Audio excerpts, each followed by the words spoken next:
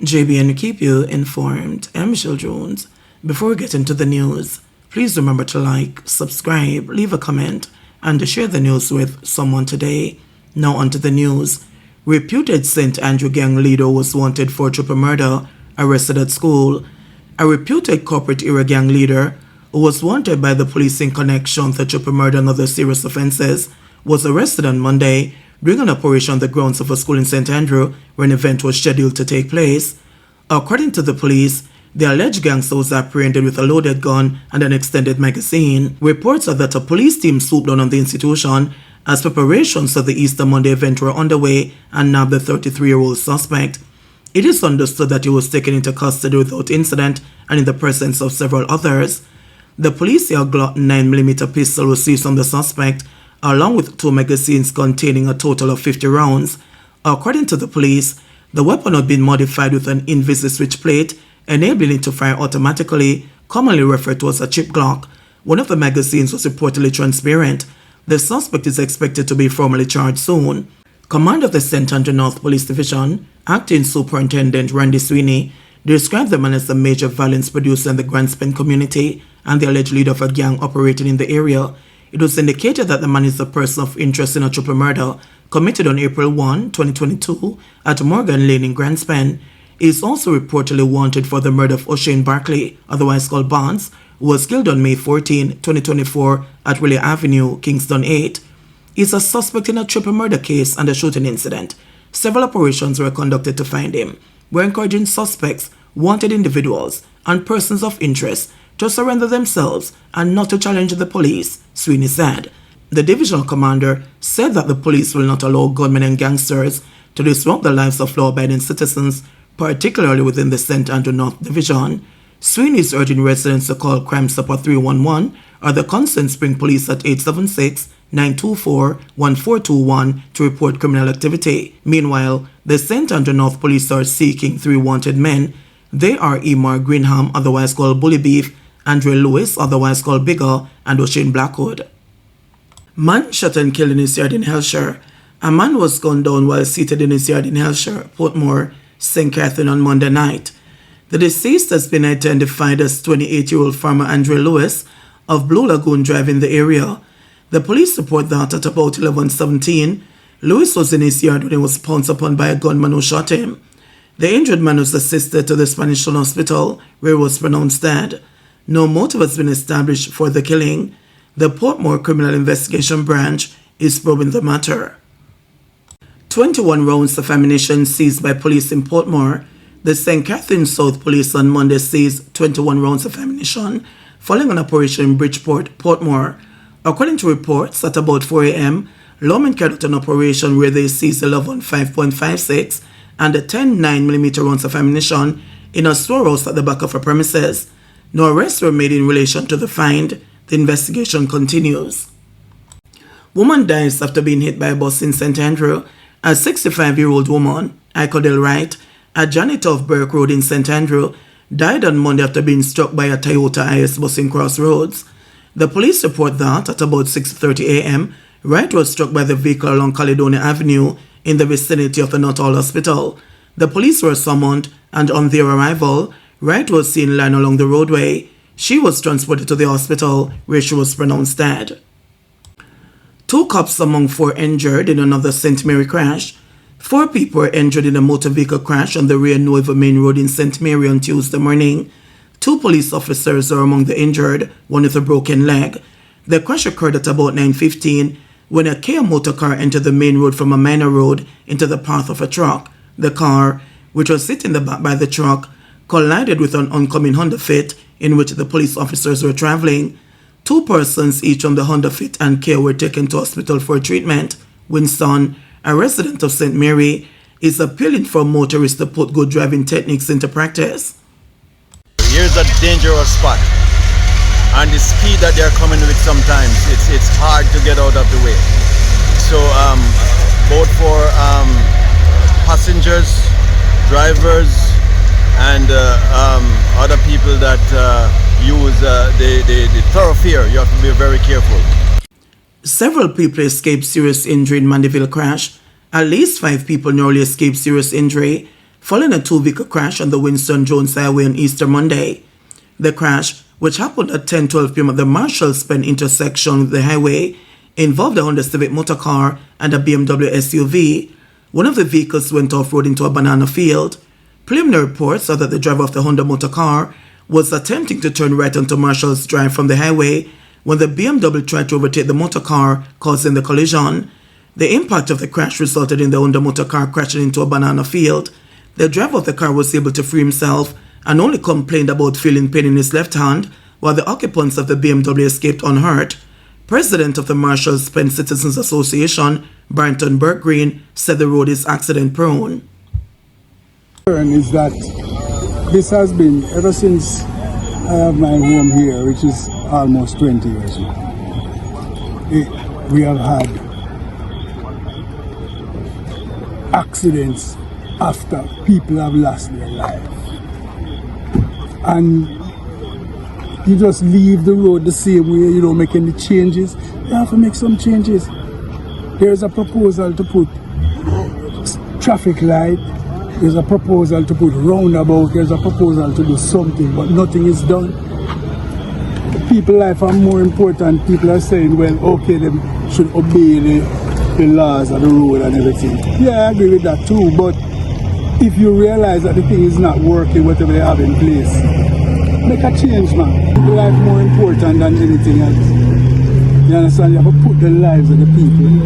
Yes, we understand. People put something there so the people them not overtake. Overtaking is what caused most of the accidents, right? Come on, man. Trial of man accused of murdering his wife to resume on July 21. The trial of 58-year-old U.S. citizen Henry Toppin, who is charged with the murder of his estranged wife 6 years ago, is to resume on July 21 during the Easter session of the St. Elizabeth Circuit Court. The trial started during the Hillary session. The court heard evidence from former St. Elizabeth Crime Chief Deputy Superintendent Bruce Higgins, who conducted a question and answer session with the accused, which included 130 questions. Defense attorney Thomas Levine said the prosecution is expected to wrap up its case when the trial resumes. Levine said, based on court management agreements, his client is expected to give sworn evidence.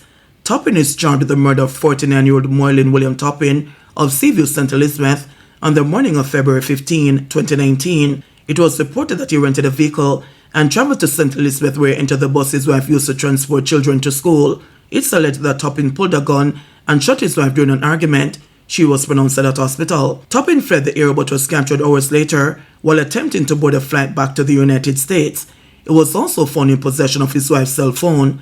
Toppin had been in custody since February 20, 2019. His trial is being heard by a judge only as he opted for a bench trial. Let us explore St. Elizabeth. Our island is home to about 10 lighthouses, and this is one of them. The Lover's Leap Lighthouse, which stands 1,600 feet above sea level, is located in what once was the largest parish in Jamaica. Today, we're going on an exciting excursion to explore the Breadbasket Parish, starting right here at Lover's Leap. Welcome to St. Elizabeth. In the 18th century, Lover's Leap, there was a plantation, and there were slaves working on that plantation. And you had, how it got its name was that there were two lovers, Tunky and Mizzy, who fell in love. And the slave master really wanted Mizzy for himself. And those two lovers they found out that they wanted to separate them both. And they decided that before they got separated, they ran away. And they found themselves at this cliff, which is 1,700 feet above sea level. And they just decided to jump. They rather die than be separated. So January 2018, Jakes took over the management of Lover's Leap. And today we have a full restaurant and bar. Every day we do offer a tour of the grounds, giving the story of the two lovers. We're also looking into having a guided tour down to the bottom of the cliff and back up, which can take you maybe about 3.5 hours for the entire tour. Crocodiles are one of Jamaica's endangered species and one of the oldest animals in the world. Here at the Black River Safari, you can not only learn more about the crocodiles, but it is said that you can get a little up close and personal with these amazing animals. Presently, we're on the Black River, and this is Jamaica's longest navigable river. It is 44 miles long, about 70 kilometers. As you can see, it's smiling, showing off those 68 teeth, 38 at the top and 30 at the bottom, which is very sharp enough to rip through both flesh and bones. So throughout the crocodile's lifetime, they will relocate themselves for a source of food, for mating, or if they're just being bullied by a more bigger and a more aggressive crocodile.